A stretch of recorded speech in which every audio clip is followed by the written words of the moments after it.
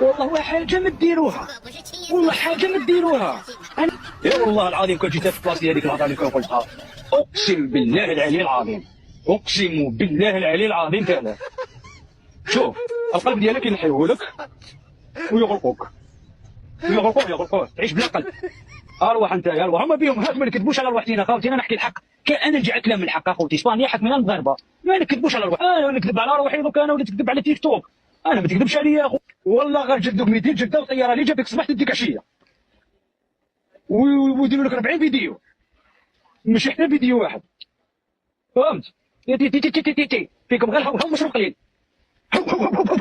يا ربكم تلوحوا كم مصطفى امريكان اللي عندي يا صاحبي. السلام عليكم، تحية جميع المتابعين، فرحة مع الحباب خالد خياط العمدة. خوتي وحبايبي، الفيديو ديال اليوم حول دول عدة كتاكل الرجلين ديال الدجاج، لكن الصدمة لما جاو المغرب تفاجئوا باللي الرجلين حنا كنرميوهم. فواحد الأخت يعني من العالم الآخر رغم حبها للمغرب فقالت له عافاك وريني بغيت رجلين الدجاج. هو يعني في العقل ديالو مشى وراها الفخوذة ديال الدجاج. قالت له لا الرجلين، قال لها اختي لا كنلوحوهم. فانبهرت لخيرات المغرب وكرمهم، وانتم تشوفوا داكشي في الفيديو. اذا كما غنشوفوا مقاطع العالم الاخر ديما مريض بانجازات المغرب وباستثماراته، وهما غيابهم على الساحه الدوليه راجع القاعده ديالهم. فاي امر، اي عمل، اي دوله عندها الساس ضعيف او القاعده ضعيفه يعني ما كتكونش ناجحه. كما بغى يكون، كما بغى يكون نوعه، كل شيء الاساس هو الساس وهي القاعده. فالقاعده ديال ديك الناس مخربه راكم عارفين، فاللي كيحكمهم كبرانات يعني كيشوفوا المصالح ديالهم وديال وليداتهم واللي غيعود عليهم بالخير وينهبوا ثروات الشعب. كما غنشوفوا كرم المغاربه الذي اذهل كل من ياتي لبلادنا العزيزه، والكل كيحترم هذه البلاد وكيكرمها الخيرات اللي عطانا فيها ربي سبحانه وتعالى، لان هذه بلاد الاولياء والصالحين وبلاد الخيرات اللي توارثناها باذن الله من جيل لجيل. خليكم مع الفيديو ونتلاقاو في الختام. رجلين راني نوري، اقول لها رجلين وريني لفخات تاع الدجاجه. رجلين ما عندكمش، دوماج، شكرا. ما يبيعوش رجلين تاع الدجاج. حوجي انا ما عندهمش رجلين الدجاج، دوماج. ما من اللحم جماعه حرا يدور مذابحين اللحم، وغالبا هذا ياكلوا بزاف الله يبارك. رحت البارح العرس يا 6000 راه يا جماعه، والله غير اختي انا صح ما صورت لكم والو باسكو كانوا معايا الناس هكا وشغل شويه بريستيج، ما حبيتش نقلقهم. شوفوا لي الدجاج، ما حبيتش نقلق الجماعه اللي كنت معاها البارح. راني نحوس على رجلين الدجاج ندير بهم العشاء، ما جبرتهمش. كي قلت لها رجلين الدجاج عطاني هادو. تعرفوا واش رجلين الدجاج يا جماعه؟ ماشي هادو فخاد، ماشي هادو. نحوس على رجلين الدجاج اللي يعرف وين راهم يطاليني. وريت الحليب يا جماعه، كملوه اللحم يا جدك، حرام عايدين وداو اللحم، وراكم ديروا هذا الشيء كلاش. مغاربه حاولوا عليا. كملكم القصه تاع العرس البارح، قلت لكم قاعدين في العرس ويدخلوا يعني المغرب باش يزعجك وباش يغيظك وباش يستضيف الفرقاء الليبيين في المغرب. جماعة طرابلس، المجلس الرئاسي اللي هو غير شرعي، مع رئيس المجلس البرلمان اللي هو نفس الشيء غير شرعي، يجمعهم الحموشي وجماعته في المغرب، الزكارة في الجزائر. ومن بعد يخرج الدبيبة يحتج كيف تعرضوا وكذا، احنا ما تعرضوناش وما تشاوروناش. المغرب يستثمر ويعرف فاش يلعب، واحنا للاسف الشديد غايبين وراقدين على وذنينا. مانيش راضي بهذا الاداء الفاشل. Chez les gens, ils ne connaissent pas, ils ont vu ce qui passe à la télé française, où c'est quand même pas tout à fait aussi sage. Donc c'était difficile. Mais paradoxalement, un des pays les plus accueillants, c'est le Maroc. Ouais. Donc comme ça, c'est pas une histoire de religion en tout cas. Ça a fonctionné. Quel est le pays le plus accueillant des 57? Il y a le Maroc qui est très très accueillant. Il y a encore une question que je voulais te poser. C'est vrai. Est-ce que moi, je peux passer la nuit ici?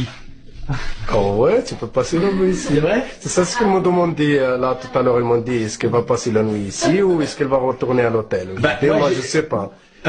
J'ai dit je sais pas. Bah, bonne nuit. Mais moi, je vais vous donner quelque chose. Je vais vous donner un peu d'argent. Pas d'argent, pas de tout. Comment ça, pas d'argent? Tu dormis, tu manges, Oui. on y va, bonne route et bonne route. Bah non. Pas d'argent et pas de... Non. Moi? Mais pourquoi? Parce que moi je travaille, ça y est, tu restes toi, comme mon frère. Toi tu restes par nous, Oui. comme mon frère. Arrive, tu veux dormir chez les gens, ils te connaissent pas. Salam alaikum. Here we have salmon for 4 dirham and some pastry for 2 dirham. I've been here 3 weeks and I didn't try any salmon.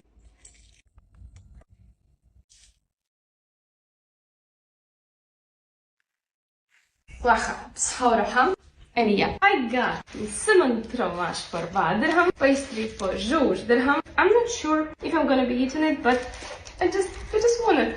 And one of the best yogurts I've been eating throughout the whole trip in Morocco. This one, Jouda, without sugar, natural. Qahwa with milk. I wasn't hungry at all, but I wanted to get fresh salmon, so I went out before I start feeling hunger. Bismillah. Bismillah again. I haven't been eating salmon for so long. Why? I have 2 reasons. First of all, I can make salmon at home. That's why I don't buy it here. Second, you should not eat too much bread and you should not eat too much salmon. واخا سلامة نحرككم مبروك. I'm not sure because I want to know نحرك مبروك ونشوفكم من بعد. الآن مع المفاجأة الكبرى، سويسرا المغرب. انا حاسس ده بقى نفسي كاني في سويسرا، ولكن انا في المغرب ارض الخير والخيرات. شوفوا ده بقى التلج، ده بقى يتيح علينا التلج زي ما انتم شايفين. عاد ما زلنا في اوكمدن، كل ده تلج مفيش حاجه باينه. وجينا هنايا نضرب طواجن. بسم الله ما شاء الله. تجربه انا مش عارف اوصف لكم الاحساس اللي جوايا. هتجنن، لازم اقولها بالمصري عشان مش عارف اقولها بالمغربي. انا هتجنن من كتر الفرحه، من كتر الدك الاحساس اللي كان عايشه. والله العظيم بدون مبالغه. لا كانت مطر تلج يا جدعان، كانت مطر تلج. بسم الله ما شاء الله، بسم الله ما شاء الله، بسم الله ما شاء الله. Questa qui dietro di me è una delle piazze più vivaci e popolate di tutta l'Africa. La piazza ha una doppia vita, di giorno è un mercato all'aperto e di notte si anima con artisti di strada, musicisti, cantastorie e venditori di cibo. L'origine del suo nome si perde nelle nebbie del tempo e potrebbe significare la moschea del nulla o l'assemblea del defunto. Si dice che la piazza facesse parte di un progetto più grande che comprendeva una moschea o fosse il luogo dove avvenivano le esecuzioni capitali. Sto parlando di piazza Gema Efna in Marocco, che è uno spettacolo da vedere e protetta perfino dall'UNESCO. Je vais vous dire une chose. Je suis tombée follement amoureuse du Maroc. Et je vais vous expliquer pourquoi je pense que c'est tout simplement le meilleur pays du monde. D'abord, ici, tout est incroyable. La température, le soleil presque toute l'année. En France, j'en avais marre du froid, de la grisaille. Maintenant, je me réveille avec la bonne humeur. Et surtout, je tombe beaucoup moins malade. Vous savez pourquoi? Parce qu'ici, il n'y a pas cette anxiété permanente, cette dépression qu'on ressent souvent en Europe. Mais ce n'est pas tout. Le Maroc, c'est un pays en plein essor. Les opportunités sont partout. Avec des événements comme la Coupe d'Afrique des Nations et bientôt la Coupe du Monde, l'économie explose et il y a des chances à saisir dans tous les secteurs. Si vous avez une idée ici, vous pouvez la transformer en réalité. Et puis, la sécurité, la gentillesse des gens, leur hospitalité, c'est incomparable. Et la nourriture? Je pourrais en parler des heures. Chaque repas ici, c'est une fête. Alors, oui, je pense que le Maroc, c'est l'avenir. Ceux qui ne s'y installent pas maintenant, ils passent à côté de quelque chose d'énorme. Allora, buongiorno, salam alaikum. Le 3 generazioni a confronto si spostano e vanno al Menara Mall. Giornata dell'ultimo dell'anno, 31 dicembre 2024, stratosferica, meravigliosa. C'è un sole e un cielo fantastico.